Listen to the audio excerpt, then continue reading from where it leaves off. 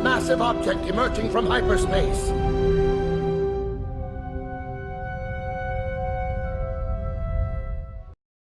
As you might have guessed from the title of the video, I'm not a huge fan of the special editions. They're honestly completely useless, and they add nothing to the story whatsoever.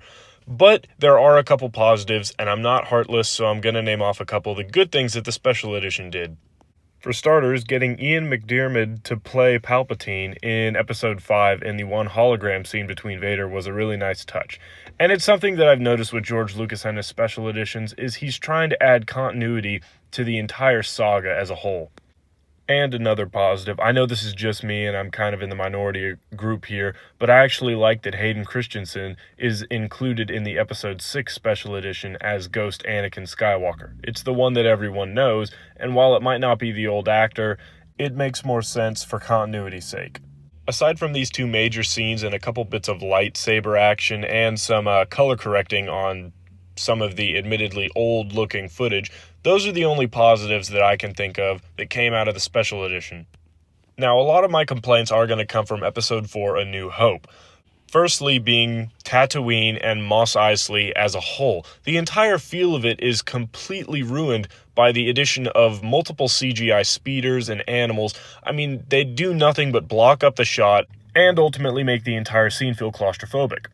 This is a huge flaw with a lot of the special edition changes to the original trilogy, adding in pointless CGI vehicles or characters just for the sake of making a scene look busy and dense. It's unneeded and unnecessary.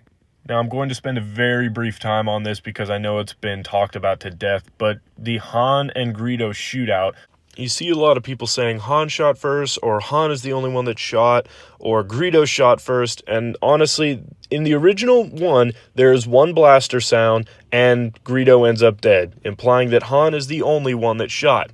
But in various special editions, it's made to where Greedo shoots first, and Han kind of ticks his head to the side, and then shoots right after. Now, the logic behind this, according to George Lucas, is that a character who shoots in cold blood would not be a redeemable character by the end of the movie. And all I've got to say is, Now,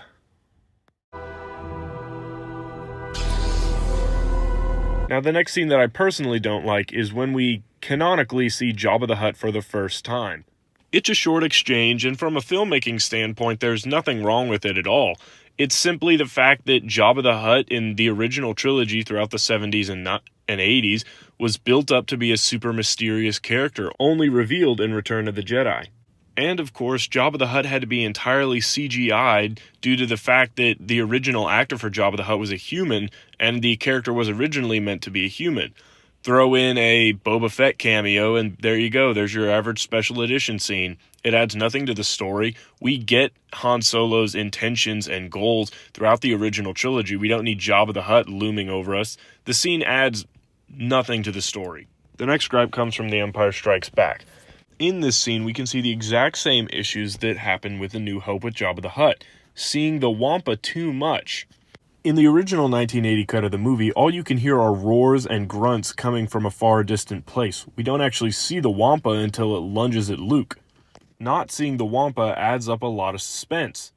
Now, I know that there are a lot of people that actually like the extended version of this, and granted, The Empire Strikes Back is the one movie I'd say out of the original trilogy that the majority of its integrity is left intact after the special editions. That didn't ruin any scene in particular, so I'm willing to give this one a pass, but I just thought I'd share my thoughts on it.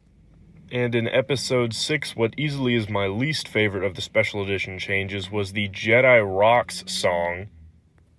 I mean, this is egregious. It's honestly just hideous. The CGI is super dated now. At this point, a lot of the characters in the scene look worse than Jar Jar Binks does in The Phantom Menace.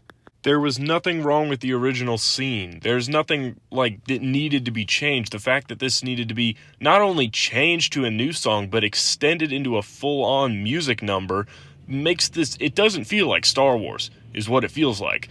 And it's just honestly a weird addition. The next big change that made absolutely no sense was adding a beak to the Sarlacc pit. Just seems kind of odd. It seems a lot more menacing when it's just kind of a pit with tentacles and talons. The fact that they needed to add a beak and give it some weird kind of parrot screech was... I honestly, I'm questioning why George Lucas even did what he did. Because he's always said that, oh, no movie is ever finished, it's only abandoned. I'm just questioning why he thought this. This is what will make my movie more complete. Adding a beak to the Sarlacc pit. That's the one thing. That's it, guys. We got it. Guys, I take it back. I just remembered my least favorite of the special edition changes.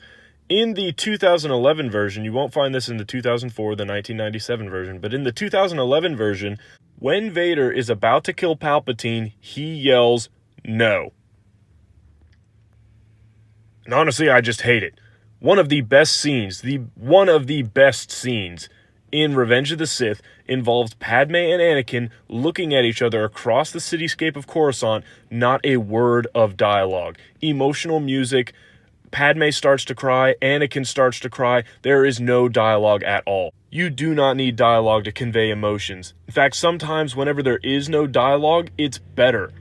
This scene in particular was amazing with no dialogue. Vader looks at his son. Vader looks at Palpatine. Vader looks back at his son. He goes back and forth. You can see the turmoil. Even though there's not any emotion portrayed on his face due to his helmet, you can still feel the tension. And the fact that George Lucas felt the need to insert a no, as if we couldn't already tell what Vader/Anakin was going through, is just a slap in the face to us viewers.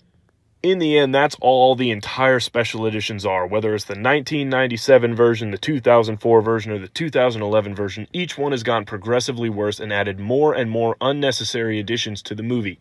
It's the reason that you see fans trying to make 4K versions of the movies unspecialized as they appeared in theaters in 1977, 1980, and 1983. It's the reason I'm so happy to have the 2004 special editions, which in their bonus DVD disc includes the versions of the movies that came out as they were in theaters. But you're not going to find that in anything outside of that version of the special edition. And let me tell you, it is certainly not 4K quality. It is, quite honestly, it's kind of low quality. I mean, they're the movies as they were in 77, 80, and 83. They're not going to be 4K, okay? What the special edition should have been was simply a retouching up maybe of the effects, some lighting. You can change the background, add Ian McDiarmid and Hayden Christensen all you want, but you shouldn't add scenes. You shouldn't change scenes entirely to the point to where they're unrecognizable. Just scene. I mean, it doesn't make sense, some of the changes. There is one shot from Return of the Jedi, no difference whatsoever, but there's a CGI Doug walking in the shadows. I'm not kidding. It's like George Lucas looked at every single scene from the original trilogy and thought, I wonder how I can make this look more like the prequels. Because honestly, that's what it boils down to, is an overabundance of CGI things just thrown in there at random with no care to or thought to the overall story or the overall makeup of the scene. Just make it more. And I know what undoubtedly a bunch of you will say. It's his movie. Let him do with his movie what he wants. And to that I have to say, it's just Rian Johnson's movie. Let him do with The Last Jedi what he wants. Guys, when a movie is released, that should be it. Maybe a little bit of touch-up here and there in post, or before its Blu-ray and DVD release, but it should not be so drastically altered as to be unrecognizable from the original product. Some of you may agree, some of you may disagree. I tend to think it kind of ruins a bit of the integrity of the original trilogy. But I want to hear what you guys think. Comment below. Thanks for watching, and as always, I'll see you guys next time.